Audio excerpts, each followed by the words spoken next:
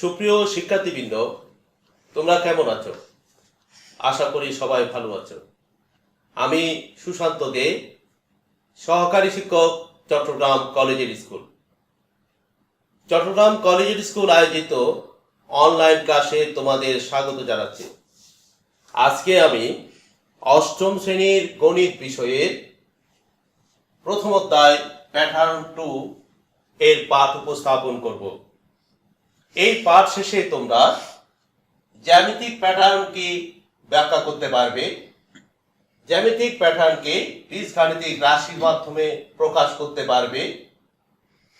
প্রথম যে কোনো সংখ্যক জ্যামিতিক প্যাটার্নে মোট কাঠির সংখ্যা নির্ধারণ করতে পারবে, মৌলিক সংখ্যা কি ব্যাখ্যা করতে পারবে এবং জ্যামিতিক উপায়ে প্রথম 10টি বিজোড় সংখ্যার যোগফল নির্ণয় করতে পারবে, ম্যাজিক বর্গ তৈরি করতে পারবে। আসো আমরা প্রথমে জ্যামিতিক প্যাটার্ন সম্পর্কে জানি। আমরা যে ওয়ালপেপারে কাঠি দিয়ে যে নকশাগুলো তৈরি করি, যেগুলো পুনরাবৃত্তি ঘটে বারবার তৈরি করা যায়, এই ধরনের প্যাটার্নগুলো হচ্ছে মূলত জ্যামিতিক প্যাটার্ন। আমরা যে জ্যামিতিক চিত্র আঁকি সমতলে, ত্রিভুজ, চতুর্ভুজ, পঞ্চভুজ, এই ক্ষেত্রগুলো আমরা এই কাঠের সাহায্যে তৈরি করে কতগুলো নকশা তৈরি করি। সেই নকশাগুলোই জ্যামিতিক প্যাটার্ন। তাহলে জ্যামিতিক প্যাটার্নের সংজ্ঞা দাঁড়ায় এক ধরনের জ্যামিতি আকারের প্যাটার্ন যা সাধারণ ওয়ালপেপারে ডিজাইনের মতো পুনরাবৃত্তি হবে। ইন্দ্রিয়ের যে কোনোটি সরাসরি নিদর্শনগুলো পর্যবেক্ষণ করতে পারে। আমরা যে সংখ্যা ব্যবহার করি, যে সংখ্যার প্যাটার্ন, সেটা হচ্ছে বিমূর্ত ধারণা, কিন্তু জ্যামিতিক প্যাটার্ন সেটা কিন্তু মূর্ত ধারণা, অর্থাৎ বাস্তবে আমরা তার অস্তিত্ব বুঝতে পারবো। সেজন্য এখানে ইন্দ্রিয়ের কথাটা উল্লেখ করা হয়েছে। এখন আমরা এই একটি জ্যামিতিক প্যাটার্ন দেখি যে এখানে মোট 5টি কাঠি, এটাতে মোট 9টি কাঠি, এই পরটাতে 13টি কাঠি। এই জ্যামিতিক প্যাটার্নটাকে আমরা বীজগাণিতিক রাশির মাধ্যমে প্রকাশ করব। এটাকে যখন আমরা বীজগাণিতিক রাশির মাধ্যমে প্রকাশ করব, তখন এই প্যাটার্নটিকে আমরা একটা ধারা হিসেবে কল্পনা করব।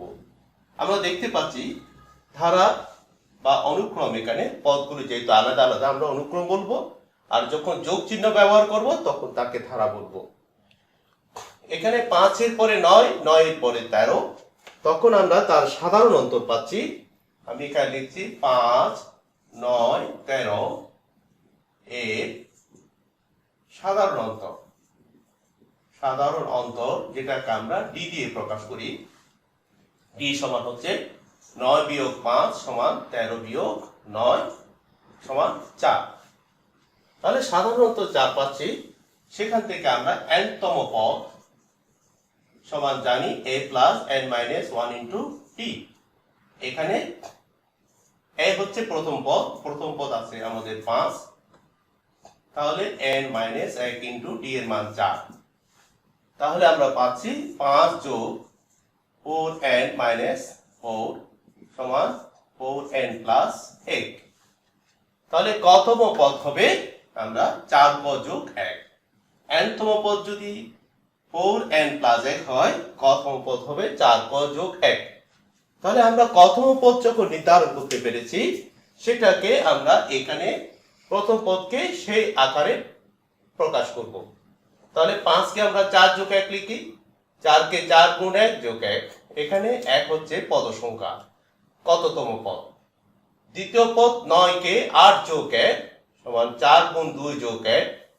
তৃতীয় পদ 13-কে আমরা 12 যোগ 1 সমান 4 গুণ 3 যোগ 1। তাহলে কতম পদ 4 পদ যোগ 1, এই যে আমি সরাসরি পেয়ে যাচ্ছি, এই কাজটা আমাকে রাফে করে নিতে হবে। রাফে আমরা এখানে n-তম পদ বের করব। n-তম পদের সমান্তর দ্বারা n-তম পদের সূত্রে আমরা এই মানগুলো বসিয়ে n-তম পদ বের করে তখন সেই n-তম পদকে আমরা এভাবে বিন্যস্ত করে লিখব। অথবা এটা সহজভাবে বের করা যায়। আমরা সাধারণ অন্তর পাচ্ছি 4, তাহলে কতম পদ হবে 4ক, অর্থাৎ সাধারণ অন্তর গুণ ক। এখন আমি কয়ের জায়গায় যখন 1 বসাবো তখন তার মান হয় 4, এখানে 4 পাই, কিন্তু আমাদের আছে প্রথম পদ 5, সেই জন্য যোগ 1 লিখতে হবে। অথবা দ্বিতীয় পদ দিয়েও আমরা এই পরীক্ষাটা করতে পারি। কয়ের জায়গায় 2 বসালে 4 দুগুণ 8 হয়, কিন্তু দ্বিতীয় পদ আছে 9, সেই জন্য যোগ 1। এভাবেও আমরা কতম পদ মুখোমুখি হিসাব করতে পারি অথবা এই সূত্রের সাহায্য বের করতে পারি। এবার আমাদের পরবর্তী এখানে আরেকটি জ্যামিতিক চিত্র 5, 8, 11 এভাবে আছে। আমরা এখানে উল্লেখ করেছি তার কতম পদ 3ক যোগ 2। এটা একবার আমরা একটু দেখে নিই। যখন 5, 8, 11 হবে, 5, 8, 11, তাহলে এখানে আমরা সাধারণ অন্তর পাবো 8 বিয়োগ 5 সমান 11 বিয়োগ 8। তাহলে আমরা বিয়োগ করলে পাই কত? 3। সাধারণ অন্তর হচ্ছে 3। তাহলে n তম পদ a plus n minus 1 into d, এর মান আমাদের 5 আছে, n মাইনাস 1 ইন্টু d এর মান আছে 3। আমরা এখানে 3 বসিয়ে দিলাম। তাহলে 5 যোগ 3n প্লাস মাইনাস এখানে 3, তাহলে বিয়োগ করলে আমরা পাচ্ছি 3n, 5 থেকে 3 বিয়োগ করলে হবে 2, অর্থাৎ তখন পেয়ে যায় কতম পদ হবে 3ক যোগ 2। অথবা আমরা যদি মুখোমুখি হিসাব করি, এখানে সাধারণ অন্তর পাচ্ছি 3, তাহলে 3ক, কয় জায়গায় যখন 1 বসাবো তখন হয় 3, আমার প্রথম পদ আছে 5, সেজন্য আমরা 2 যোগ করলে 5 পেয়ে যাব। অথবা দ্বিতীয় পদের জন্য যদি হিসাব করি, 2 বসালে 3 দুগুণ 6 হয়, কিন্তু আমার কাছে আছে 8, আমি যোগ 2 লিখলে তখন 8 পেয়ে যাব। এইভাবে আমরা যে জ্যামিতিক প্যাটার্ন আছে তার বীজগাণিতিক রাশি বা কতম পদ বা সাধারণ পদ জেনারেল টার্ম বের করতে পারি। এখন পরবর্তী চিত্রে দেখো 3, 6, 9 আছে। আমরা দেখতে পাচ্ছি এগুলো সব 3 এর গুণিত, তাহলে এটার সাধারণ পদ বা বীজগণিতের রাশি হবে 3ক। কয়েক জায়গায় 1 বসালে প্রথমটা মিলে যায়, তাহলে আমাদের আর কোনো যোগ বিয়োগ হবে না। আবার এরপরে 4 নম্বর চিত্রে 3, 5, 7 পাচ্ছি, তাহলে বিয়োগ করলে 5 থেকে 3 বিয়োগ করলে 2, তাহলে 2ক। প্রথমটা পেতে হলে যোগ 1 লিখতে হবে, কারণ ক 1 বসালে তার মান হয় 2, তার সঙ্গে 1 যোগ করলে পরে 3 হয়ে যায়। এবার আমরা পরবর্তী পঞ্চম চিত্রে, এগুলি ষড়ভুজ, ষড়ভুজে 6টা, এখানে 5টা করে বাড়ছে 11, তারপরে 16, তখন আমরা সেটাকে 11 থেকে 6 বিয়োগ করলে পাই 5, তাহলে 5ক, কয়ের মান 1 বসালে মান হয় 5, এখানে আছে 6 যোগ 1 হলো। তাহলে আমরা এইভাবে বীজগাণিতিক রাশির মাধ্যমে প্রকাশ করতে পারি। এখন আমরা এরপরে একটি প্রশ্ন দেখি, যে এখানে আরেকটা 6 নম্বর 6, 11, 16, এটাকে আমরা বীজগাণিতিক রাশির মাধ্যমে একটু প্রকাশ করি। 11 থেকে 6 বিয়োগ করলে 5, 16 থেকে 11 বিয়োগ করলে 5, অর্থাৎ এখানে সাধারণ অন্তর 5, তাহলে বীজগাণিতিক রাশি হবে 5ক যোগ, যদি আমি কয়েক জায়গায় 1 বসাই পেয়ে যাই 5, কিন্তু এখানে আছে 6, সেজন্য যোগ 1 লিখতে হবে। তাহলে এভাবে আমরা পরেরটার জন্য আমরা এটা পরীক্ষা করতে পারি আমাদের এই বীজগাণিতিক রাশি ঠিক আছে কিনা।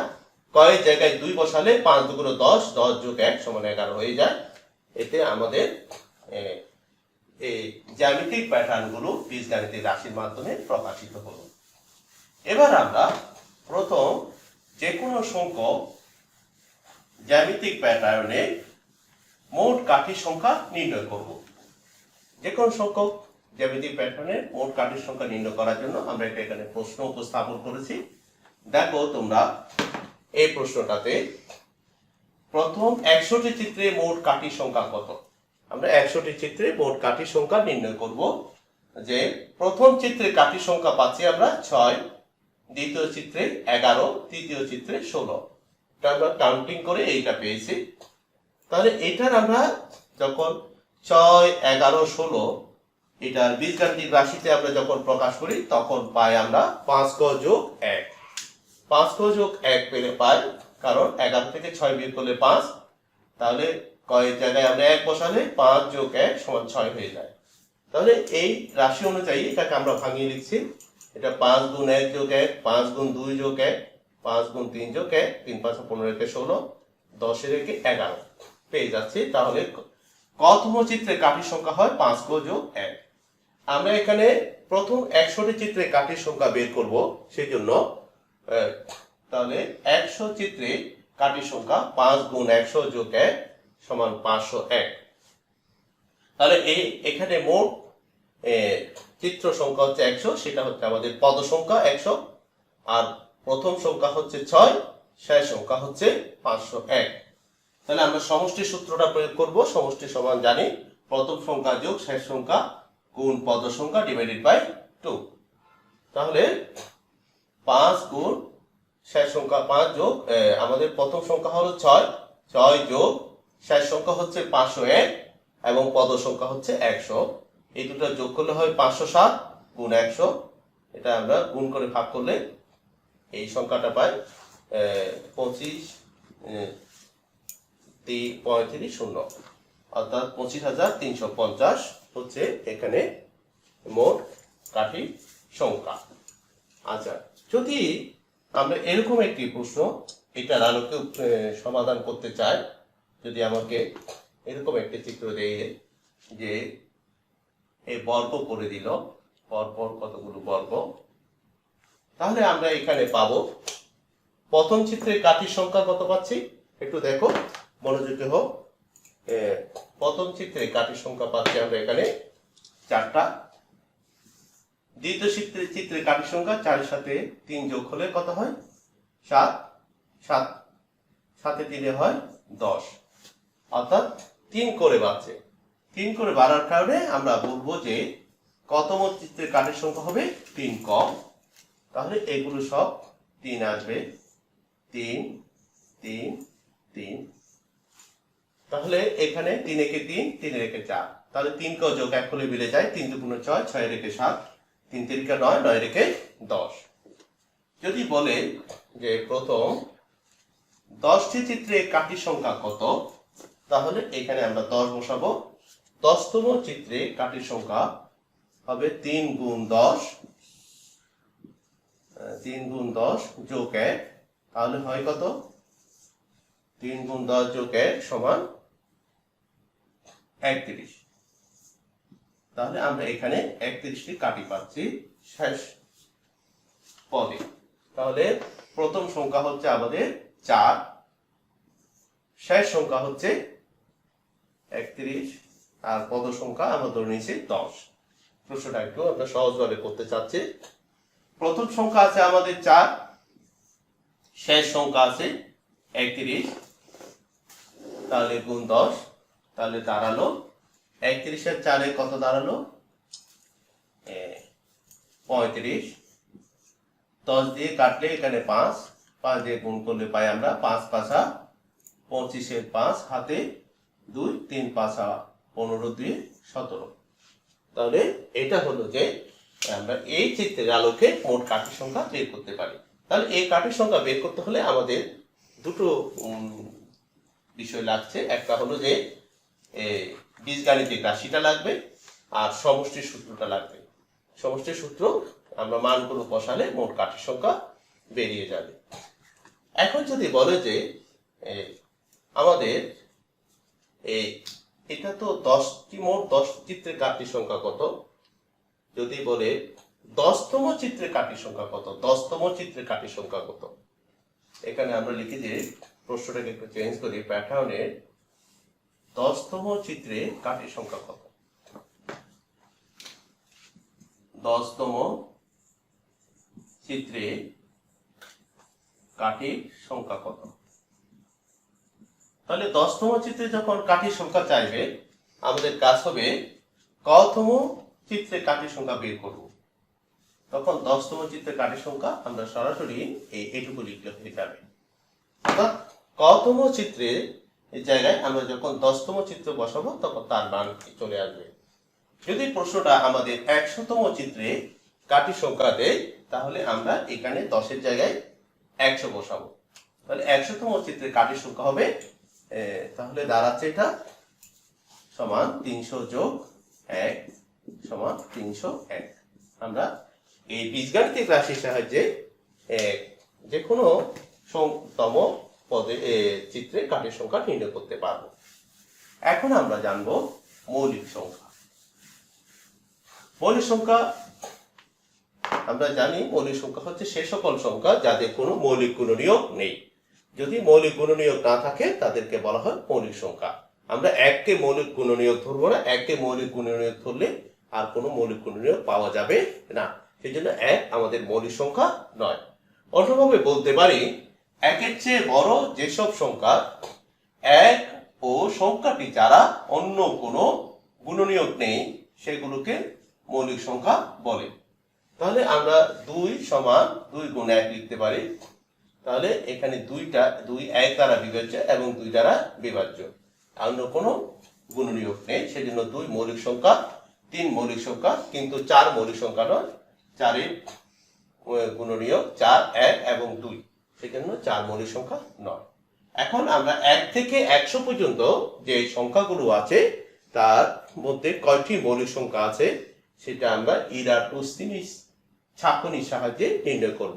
আমরা ছাঁকনি জানি যে ছাঁকনির কাজ হচ্ছে ফিল্টার, তার উপরে কিছু অবশেষ থেকে যাবে আর কিছু পরিশ্রুত সেখানে নিচে পড়ে যাবে বা পাত্রে জমা হবে।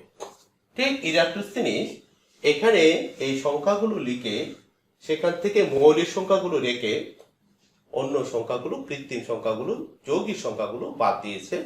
সেই কাজটাই হচ্ছে তার ছাঁকনি। যেমন আমরা চা যখন লিকারটা আলাদা করি তখন উপরে চা পাতাটা রয়ে যায়, নিচে লিকারটা পড়ে যায়, সেই কাজটা এখানে ইনি করেছেন। তাহলে সংখ্যাগুলোকে 1 থেকে 100 পর্যন্ত এভাবে সারি এবং কলামের মধ্যে উপস্থাপন করেছেন। করার পর তিনি কি করেছেন, প্রথমে যেসব সংখ্যা জোড় সংখ্যাগুলো জানি আমরা 2 দ্বারা বিভাজ্য, সেই জোড় সংখ্যা 2 ছাড়া সবগুলো বাদ যাবে। তাহলে 2 ছাড়া এই কলামের সবগুলো, এই কলাম পুরা, এই কলাম, এই কলাম, এই কলাম, অর্থাৎ জোড় সংখ্যাগুলো সব 2 দ্বারা বিভাজ্য বলে জোড় সংখ্যা বাদ গেল। এরপরে 3, 5, 7 এইসব মৌলিক সংখ্যা দ্বারা যেসব সংখ্যা বিভাজ্য সেগুলোকে ক্রস দেওয়া হয়েছে।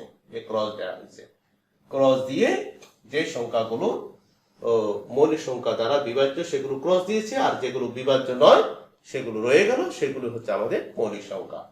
এভাবে 1 থেকে 50 পর্যন্ত আমরা যদি গণনা করি মৌলিক সংখ্যা পাবো 15টি, আর 51 থেকে 100 পর্যন্ত পাবো 10টি, অর্থাৎ 1 থেকে 100 পর্যন্ত মৌলিক সংখ্যা হলো 25টি।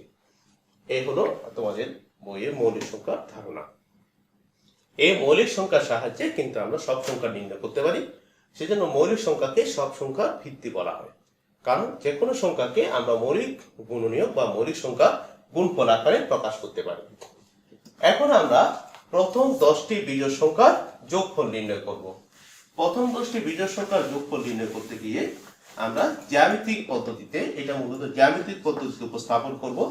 সেই জন্য আমরা এখানে প্রথমে 1 এবং 3 যোগ করে, এটা আমরা পাটিগণিত বা ধারার সাহায্যে যোগ করছি। 3 এর 1 যোগ করলে 4 হয়। 4কে আমরা 2 স্কোয়ার লিখতে পারি, অর্থাৎ এখানে আমরা বলতে পারি 4 একটি পূর্ণবর্গ সংখ্যা। যেহেতু 4 একটি পূর্ণবর্গ সংখ্যা, সেজন্য 4 দিয়ে আমরা একটি বর্গ তৈরি করতে পারি। প্রথমে 1, তারপর 3, এইখানে যে খালি জায়গা সেই জায়গায় আমি 1কে নিয়ে আসলাম।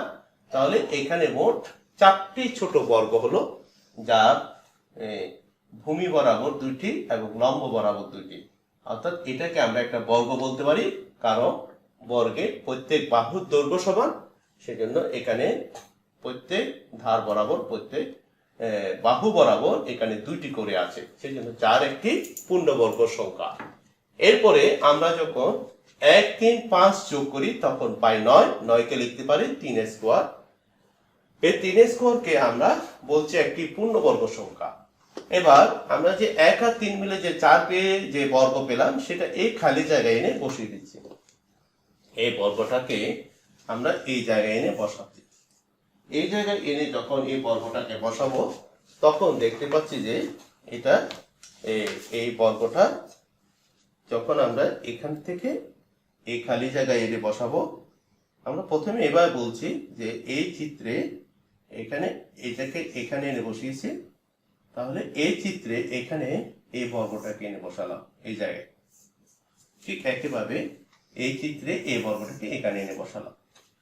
বর্গটাকে বসালে কি হচ্ছে, তার যে বাহুগুলোতে অপূর্ণ আছে, বর্গ হওয়ার জন্য এই জায়গাটা খালি ছিল, সেই খালি জায়গায় যখন এই বর্গটা বসিয়েছি তাহলে আমরা দেখতে পাচ্ছি যে এটা প্রত্যেক বাহু বরাবর 3টি করে ছোট ছোট বর্গ, অর্থাৎ এটা একটা 9 হয়ে গেল। 9কে আমরা বলছি পূর্ণবর্গ, যা প্রত্যেক বাহু বরাবর 3টি ছোট বর্গ। ঠিক একইভাবে আমরা 1, 3, 5 এবং 7 যখন যোগ করেছি তখন পাই 16। 16কে লিখছি আমরা 4 স্কোয়ার, অর্থাৎ এখানে এই 7কে আমরা এখানে 1, 2, 3, 4টা দিলাম, এদিকে 1, 2, 3, 4 দিলাম, এই জায়গাটা খালি। সেই জায়গায় আমরা এই 9কে যখন বসালাম বা 3 স্কোয়ার যে বর্গ সেটা বসালাম, তখন এটা 16 অর্থাৎ 4 গুণ 4 ছোট বর্গ বিশিষ্ট একটি বর্গক্ষেত্র হয়ে গেল। অর্থাৎ আমরা বলতে পারি যে যে কোনো সংখ্যক বিজোড় সংখ্যা যখন নিচ্ছি আমরা তা একটি পূর্ণবর্গ পাচ্ছি। প্রথম 2টা নিলে 2 স্কোয়ার, 3টা নিলে 3 স্কোয়ার, 4টা নিলে 4 স্কোয়ার। তাহলে প্রথম যদি 10টা নিই, আমরা 1 থেকে যদি 10 নিই, 1, 2, 3, 1, 3 বিজোড় সংখ্যা 1, 3, 5, এভাবে যদি আমরা 10 পর্যন্ত যাই তাহলে পাবো 10 স্কোয়ার, অর্থাৎ 100 হবে তখন। তাহলে প্রথম ক সংখ্যক হলে হবে ক স্কোয়ার। এ হলো আমাদের প্রথম ক সংখ্যক বিজোড় সংখ্যা সমষ্টি নির্ণয়। এটা আমরা জ্যামিতিক পদ্ধতিতে হিসাব করেছি। তাহলে তোমরা দেখতে পাচ্ছ যে আমরা এই জ্যামিতিক প্যাটার্নের সাহায্যে আমরা বিজোড় সংখ্যাগুলো যে কোনো সংখ্যক ক্রমিক বিজোড় সংখ্যাগুলো যোগফল নির্ণয় করতে পারি, যেটাকে আমরা বলছি যদি ক সংখ্যক বিজোড় সংখ্যা হয় সেটা হবে ক স্কোয়ার। এখন এই চ্যাপ্টারের যে অংশটা সবচেয়ে বেশি আকর্ষণীয় সেটা হচ্ছে ম্যাজিক বর্গ। আমরা এখন ম্যাজিক বর্গ সম্পর্কে জানবো। ম্যাজিক বলতে তোমরা তো বুঝো জাদু। এই জাদু বর্গটার বৈশিষ্ট্য হচ্ছে তুমি যে কোনো বাহু বরাবর, যে কোনো কলাম বরাবর অথবা যে কোনো কর্ণ বরাবর যোগ করলে তার সমষ্টি সমান হবে এবং সেই জন্য এটার নামই হচ্ছে সেজন্য ম্যাজিক বর্গ। আমরা তাহলে এই ম্যাজিক বর্গ সম্পর্কে একটু জানবো। প্রথমে আমরা 3 ক্রমের ম্যাজিক বর্গ নিয়ে কথা বলবো। 3 ক্রমের ম্যাজিক বর্গ, দেখো এখানে একটা আমরা 3 ক্রমের ম্যাজিক বর্গ উপস্থাপন করলাম যে এইটাতে সারি 3টা, কলাম 3টা। এটাকে প্রথমটাকে প্রথম কলাম, দ্বিতীয় কলাম, তৃতীয় কলাম, প্রথম সারি, দ্বিতীয় সারি, তৃতীয় সারি। এখন এখানে আমরা যদি গণনা করি 1, 2, 3, আবার এইদিকে 1, 2, 3, তাহলে 3 গুণ 3 হচ্ছে এখানে 9টি ছোট বর্গ। তাহলে এই ম্যাজিক বর্গে আমি যদি সংখ্যা দিয়ে পূরণ করতে চাই তাহলে আমাকে সংখ্যা নিতে হবে 1, 2, 3, 4, 5, 6, 7, 8, 9। এই 9টি সংখ্যা নিতে হবে। আমরা প্রথমে এই 9 এর সমষ্টি বের করি। এই সমষ্টি 9 এর সমষ্টি বের করতে হলে আমরা জানি যে কোনো n সংখ্যক ক্রমিক সংখ্যার সমষ্টি আমরা যদি 1, 2, 3 করে 1, 2, 3 করে যদি n সংখ্যক সংখ্যা নিই, এর সমষ্টি s সমান n into n plus 1 divided by 2। তাহলে এই সূত্র যদি প্রয়োগ করি, প্রথম 9 সংখ্যক ক্রমিক সংখ্যার সমষ্টি এখানে শেষে n হবে, এখানে আমরা n সংখ্যক সংখ্যার সমষ্টি যদি নিই আমরা এটা পাবো। তাহলে প্রথম 9 এর সমষ্টি হবে 9 into 9 যোগ 1 divided by 2, তাহলে 9 গুণ 10 divided by 2, কাটাকাটি করলে 45। তাহলে আমরা এদের সমষ্টি পাচ্ছি 45, অর্থাৎ এখানে যত সংখ্যা হবে তাদের সমষ্টি 45। যদি একটি সারি বা একটি কলাম বরাবর হিসাব করি সেটাকে আমরা বলবো ম্যাজিক সংখ্যা। মেজিক সংখ্যা হচ্ছে 3 ক্রমের মেজিক বর্গের মেজিক সংখ্যা। এই 45কে 3 দিয়ে ভাগ হবে 15। অর্থাৎ আমরা প্রত্যেক সারি এবং কলাম বরাবর 15 মিলাতে হবে। 3 15 45 45 মিলাতে হবে। এখন দেখো 45 যেহেতু মিলাতে হচ্ছে, আমাদের এখানে ঠিক মাঝামাঝি আছে 5। আমরা মাঝামাঝি 5 লিখলাম। 5 লেখার পর আমরা জোড় সংখ্যাগুলো নির্ধারণ করছি 2 4 6 8। এই জোড় সংখ্যাগুলো আমরা প্রত্যেক কর্নারে বসাচ্ছি। দেখো তোমরা 2 4 6 8 2 4 6 8। এই কর্নারে জোড় সংখ্যা বসানোর পর আমাদের কাজ হবে প্রত্যেক সারি এবং কলামে 15 যেন আসে যোগফল। 2 এবং 4 এর মাঝে যদি আমরা 9 দিই তাহলে যোগফল 15 হয়। 4 দিয়ে 6, 15 থেকে 6 বিয়োগ করলে 9। ঠিক একইভাবে 6 এবং 8 এর মাঝখানে 1 দিলে সেটা 15 হয়। তাহলে আমার বাকি থাকে 7 এবং 3।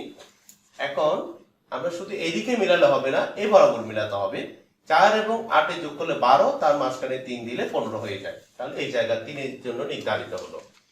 একইভাবে 2 এবং 6 8 হয়, 8 এর সাথে 15 হয়। এবার এই সারি যোগ করলে তাতে 3 এ 10, 10 5 15। এতে আমাদের 5 ক্রমের মেজিক বর্গ তৈরি হলো। এবার এই মেজিক বর্গের আমরা সত্যতা এভাবে যাচাই করতে পারি যে এই সত্যতা এভাবে যাচাই করতে পারি যে প্রত্যেক সারি কলাম এবং বরাবর কত হচ্ছে সেটা আমরা সত্যতা যাচাই করতে পারি। এবার দেখি আমরা যে 4 ক্রমের এটা হলো 3 ক্রমের মেজিক বর্গ। এরপরে 4 ক্রমের মেজিক বর্গ হচ্ছে যেখানে 4টি সারি এবং 4টি কলাম থাকবে। এই 4 ক্রমের মেজিক বর্গের মেজিক সংখ্যা নির্ণয় করতে হবে। আমরা তখন 1 থেকে 16 পর্যন্ত নেব। 16 পর্যন্ত সংখ্যাগুলোর সমষ্টি। 1 থেকে 16 পর্যন্ত সংখ্যাগুলোর সমষ্টি। এখানে 16 ইন্টু 16 যোগ 1, 16 ইন্টু 16 যোগ 1, তাহলে এখানে হবে 16 আর এটা হবে 17।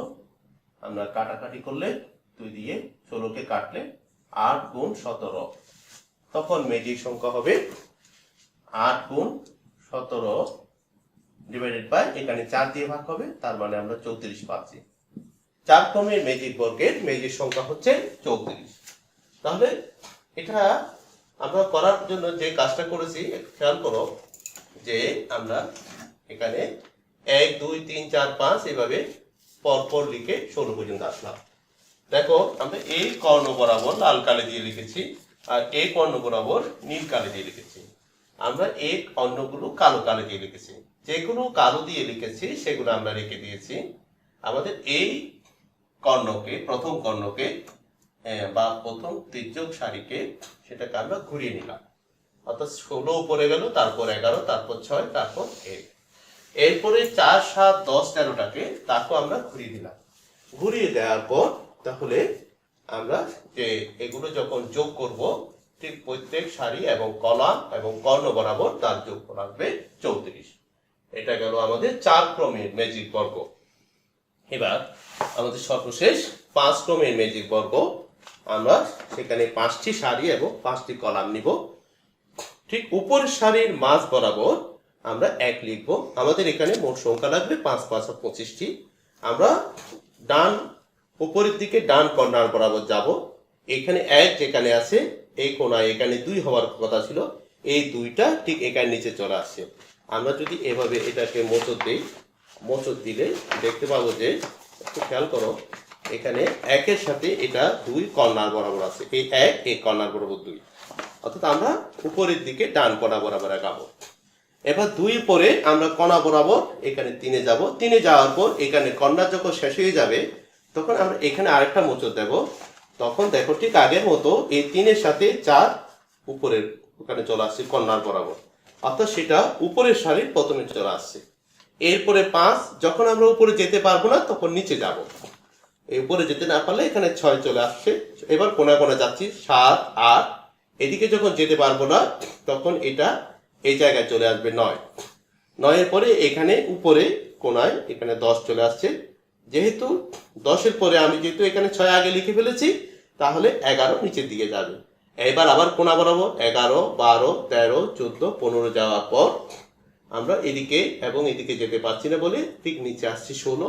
এই কোণা বরাবর যেটা সেটা আমরা এখানে উপরের সারি একদম বাম পাশে চলে আসছে 17। 17-র পরে আমাদের 18 আসবে এই কোণা বরাবর এখানে, সেটা ঠিক এখানে নিচে চলে আসছে। আমরা যদি মোচড় দিই এখানে 18 পাবো। 18-র পরে এই কোণা বরাবর 19, 19-এর পরে 20, 20-এর পরে যখন এখানে যাচ্ছি যেতে পারছি না তখন এখানে 21, 21-এর পরে আমরা এই কর্নার বরাবর 22, 22-এর পরে গিয়ে এখানে পার হয়ে আসলে এই জায়গায় 23 আসবে। 23-এর পরে এই কর্নার বরাবর 24 আমার এখানে যেতে হচ্ছে, তাহলে নিচে চলে আসছি 25। আমরা এখানেও ঠিক এর বরাবর যোগ করলে আমাদের যে ম্যাজিক সংখ্যা 5 ক্রমের ম্যাজিক সংখ্যা, তখন আমাদের সংখ্যা হবে এখানে মোট 25টা। 5 ক্রমের জন্য এই জায়গায় 25, এখানে 25 যোগ 1, তাহলে আমরা পাচ্ছি এখানে 25 গুণ এটা হয়ে যায় 26। তাহলে কাটাকাটি করলে পাচ্ছি আমরা 25 গুণ 13। 25 গুণ 13-কে আমরা 5 দিয়ে ভাগ করব, এখানে নিচে 5, 25 গুণ 13, তাহলে এটা দাঁড়াবে 65। 5 ক্রমের ম্যাজিক বর্গের ম্যাজিক সংখ্যা হচ্ছে 65। প্রত্যেক সারি এবং কলাম বরাবর কর্ণ বরাবর আমাদের 65 পাওয়া যাবে। এখন আমরা একটা বাড়ির কাজ নেব, তোমরা বাড়ির কাজটা সবাই একটু লিখে নাও, এবং আজকে যে ক্লাসে আমরা যে যা পড়েছি এর উপর ভিত্তি করে তোমরা বাড়ির কাজ করবে। এতক্ষণ আমরা ম্যাজিক বর্গের সংজ্ঞাটা একবার দেখে নিই। একটি বর্গক্ষেত্রকে ছোট ছোট বর্গে বিভক্ত করে প্রতিটি সংখ্যাসূচক থাকে যেন প্রতিটি উলম্ব, আনুভূমিক এবং তির্যক সারির অঙ্কগুলো একই মান পর্যন্ত যুক্ত করে। এই একই মান পর্যন্ত বলতে আমরা বুঝবো যে ম্যাজিক সংখ্যা পর্যন্ত যুক্ত করবে। ম্যাজিক সংখ্যাটা আমরা নির্ণয় করে সেই মান পর্যন্ত পেয়ে যাব। এখন তোমাদের বাড়ির কাজ লিখো। প্রশ্ন উদ্দীপক, বাড়ির কাজের উদ্দীপক লিখো।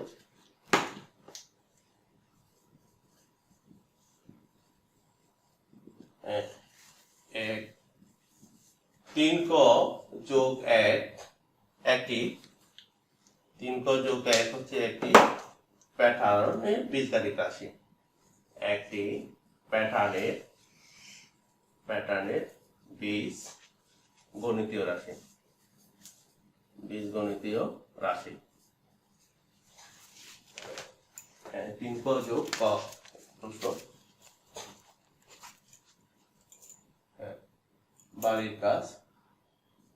3 ক যোগ 1 একটি প্যাটার্নের বীজগণিতীয় রাশি। একটি প্যাটার্নের বীজগণিতীয় রাশি।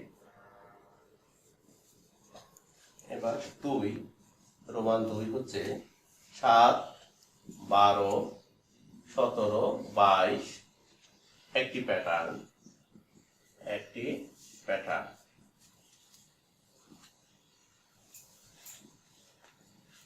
এবার ক, প্রশ্ন ক, 4 ক্রমের ম্যাজিক বর্গ আঁকো।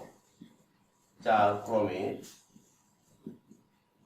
ম্যাজিক বর্গ আঁকো। প্রশ্ন খ, 1 নং উদ্দীপকের সংখ্যা প্যাটার্ন। 1 নং উদ্দীপকের সংখ্যা প্যাটার্ন নির্ণয় করে প্রথম 4টি পদের চিত্র আঁকো। প্রথম 4টি পদের চিত্র আঁকো।